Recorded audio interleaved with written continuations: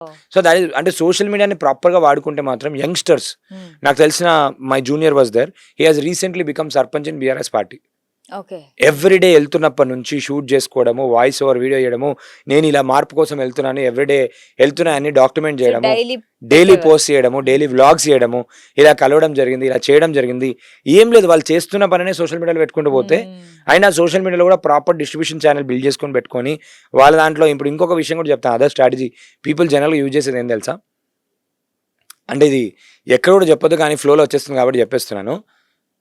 Competition negative పేజ్‌లు కూడా వీళ్ళే maintain చేసుకుంటారు. ఆహా! సీరియస్‌లీ. ఆ ఓకే. నెగెటివ్ పేజెస్ కూడా వాళ్ళ దగ్గరనే ఉంటాయి. ఆ! మీడియా పేజెస్ కూడా వీళ్ళే క్రియేట్ చేసుకుంటారు. మీడియా సో, ఛానెల్స్ కూడా వాళ్ళకి వీళ్ళే ఒక ఉంటాయి. ఆపోజిట్ వాళ్ళే క్రియేట్ మీడియా చేసుకుంటారు. ఛానెల్స్ కూడా వీళ్ళే ఉంటాయి. అండ్ పొలిటికల్ పార్టీస్‌తో చూసినప్పుడు every political party is backed by a media channel. Oh! Every great. Political paper is backed by paper కూడా ఉంది. వాళ్ళకి ఉంటుంది. అవును. వాళ్ళ దాంట్లో వాళ్ళు పాజిటివ్ రాసుకుంటాడు. నెగెటివ్ పేపర్స్ కొన్నిసార్లు ఏమైపోతాయనంటే ఎవరి వాళ్ళు ఈ మధ్య పేపర్లు పెట్టేసుకుంటున్నారు. హ్మ్. ఈ పేపర్స్ చాట్ జీపీటీ ఇవన్నీ వచ్చిన తర్వాత ఏమైపోయిందనంటే హ్మ్. నాకు పేపర్ ఆర్టికల్ కావాలంటే పేపర్ ఆర్టికల్ కూడా ఇస్తది చాట్ జీపీటీ. ఓకే. అక్కడ కూడా చాలా ప్రాబ్లమ్ అయింది. Politicians are facing very much trouble with hmm. Fact check. Hmm. అది ఒరిజినలా డూప్లికేటా తెలీదు. ఎందుకంటే మనం వచ్చింది చదివేసుకుంటాం. వచ్చింది చదివేసుకున్నప్పుడు అయ్యో! కేటీఆర్ ఇట్లన్నాడా? ఈ పేపర్ వాళ్ళు రాశారు. మీకు కూడా చాలా సార్లు జరిగుంటది. యెస్. యెస్. సాక్షిది ఎగ్జాక్ట్‌లీ. నార్మల్‌గా పేపర్‌లో వచ్చిందని అదని ఇదని నెగెటివ్ రాసేస్తారు. అండ్ జనాలు జాగ్రత్తగా ఉండడం ఇంపార్టెంట్. అంటే ఇక్కడ ఎందుకని చెప్తున్నా అంటే ఒకసారి రూరల్ లెవెల్‌లో ఉన్న ఆలోచించాలి. పీపుల్‌కి హ్మ్. రూరల్ లెవెల్‌లో ఉన్న పీపుల్‌కి వాళ్ళ వాట్సాప్‌లో వచ్చింది నమ్మేస్తారు. హ్మ్. వాళ్ళకి ఒరిజినల్ ఏదో తెలీదు. డూప్లికేట్ ఏదో తెలీదు. అవునవును. వాళ్ళకి ఒక డీప్ ఫేక్ వీడియో వచ్చిందంటే అది డీప్ ఫేకా కాదా అని కూడా తెలీదు వాళ్ళకి. అవును. తెలియనప్పుడు ఏమనుకుంటారు అంటే నిజమేమో అనుకుంటారు. హ్మ్. నిజమేమో అనుకోని అయ్యో అని చెప్పేసి అనుకుంటారు. ఆయన కావాలని కూడా ఏం చేస్తారంటే అండ్ వీళ్ళు వాడే రాంగ్ స్ట్రాటజీ ఇంకోటి చెప్తాను. కన్సిస్టెంట్‌గా బిల్డ్ చేసుకుంటే సక్సెస్ అవుతారు. హ్మ్. లాస్ట్ 2 నెలలుంది, 3 నెలలుంది అప్పుడు ఏం చేస్తారంటే కోట్లు ఖర్చు పెట్టేస్తారు. హుహుహు. And that is wrong strategy. కన్సిస్టెంట్‌గా ఎప్పటినుంచో చేసుకుంటూ వస్తే ఏమవుతదంటే వాళ్ళ బ్రెయిన్‌లో సేవ్ అయిపోయి ఉంటది. లేదు నేను లాస్ట్ 6 నెలలే చేసుకుంటా. Every day you should do social media.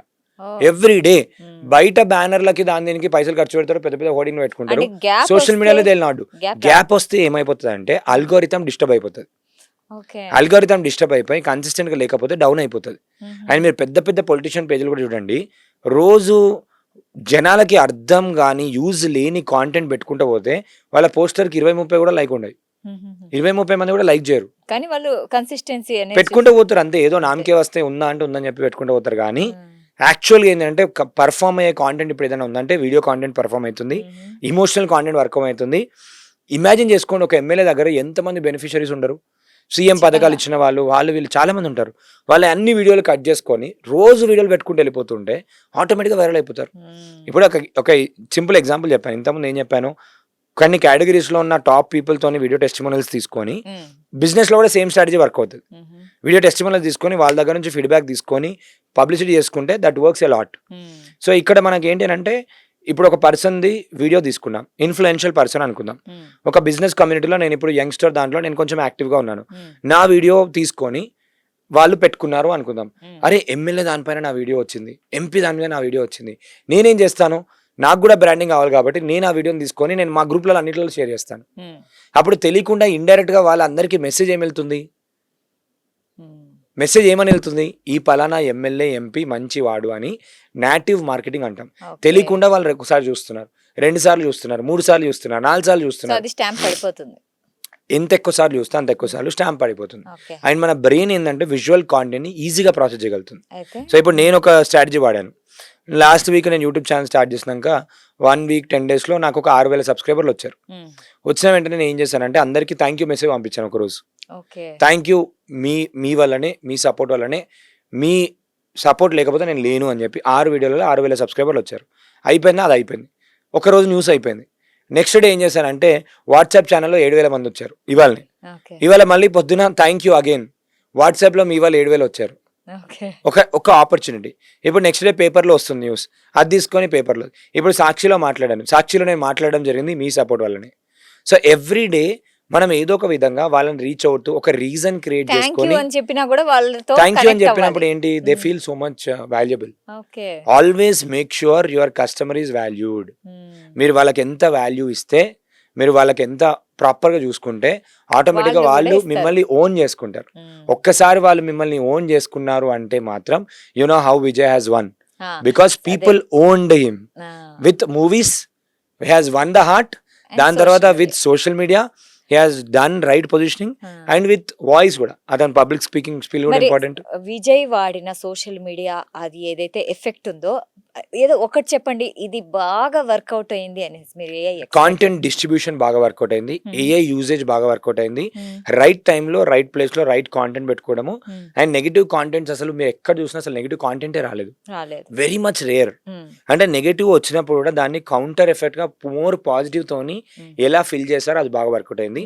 Instagram చాలా చాలా బాగా వర్కౌట్ అయింది. ఇన్స్టాగ్రామ్ చాలా బాగా పనిచేస్తుంది. ఎందుకంటే జనరల్ గా పొలిటీషియన్స్ ఫేమ్ లేని వాళ్ళు, కాంటెంట్ లేని వాళ్ళు జనరల్ గా ఏం చేస్తుంటారు అంటే యాడ్స్ రన్ చేస్తారు.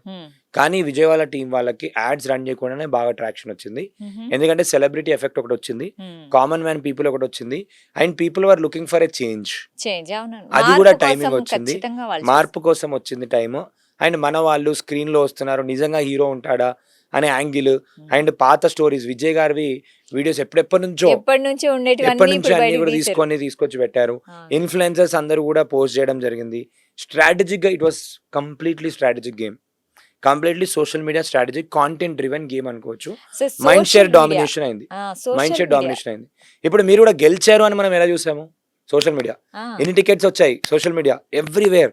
న్యూస్ కి యూట్యూబ్ కన్నా ఎక్కువ ఇన్స్టాగ్రామ్ లో చూడడం స్టార్ట్ అయింది. పెట్టి కూడా చాలా రోజులు ఏం కాలేదు, చాలా తక్కువ టైంలోనే సోషల్ మీడియా ఎంత బాగా వర్క్ చేసింది. అండ్ అంటే ఎక్కడో గ్రౌండ్ లెవెల్లో అనేది పెట్టినప్పుడు ఎవరైనా స్టార్టింగ్ లో గ్రౌండ్ లెవెల్ దాన్ని తీసుకొచ్చి సీఎం ని చేసేసారు కదా. సో ఇప్పుడు తెలుస్తుంది సోషల్ మీడియా పవర్ ఏంటో. 100% వాళ్ళకు కూడా తెలుసు. ఇప్పుడు గెలిచిన తర్వాత ఇక్కడ అసలైన థింగ్ పెరుగుతుంది ఏంటంటే how do you now manage social media matters the most. Next level ఏం తీసుకొస్తున్నాడు, ఏమేం చేస్తున్నాడు. ఇప్పుడు పబ్లిక్ బైట్స్ చెప్పాను కదా, అదంతా కూడా strategic driven, everything is strategic driven. And ఇంకొకటి ఏంటి, లాట్ ఆఫ్ టైమ్స్ ఏం చేస్తారు అంటే ఒక పొలిటీషియన్ కానీ ఒక లీడర్ కానీ నెగిటివ్ చేసినప్పుడు ఎప్పుడు బయట పెట్టరు, ఎప్పుడు ఏం చెప్పారు దాని గురించి మాట్లాడరు. కరెక్ట్ ఎలక్షన్ టైంలోనే వాళ్ళకి గుర్తుకొస్తుంది, ఓ ఈయన అప్పట్లో ఇది చేసిండు అని చెప్పేసి అన్ని తీసుకొచ్చి పెడుతుంటారు, కరెక్ట్ టైంలో వాడుతూ ఉంటారు. ఇవన్నీ కీ స్ట్రాటజీస్ అనుకోవచ్చు. సాక్షి టీవీ ప్రసారాలను నిలిపివేయడం చట్టరీత్యా నేరం. సాక్షి టీవీ ప్రసారాల కోసం మీ స్థానిక కేబుల్ ఆపరేటర్ను వెంటనే సంప్రదించండి.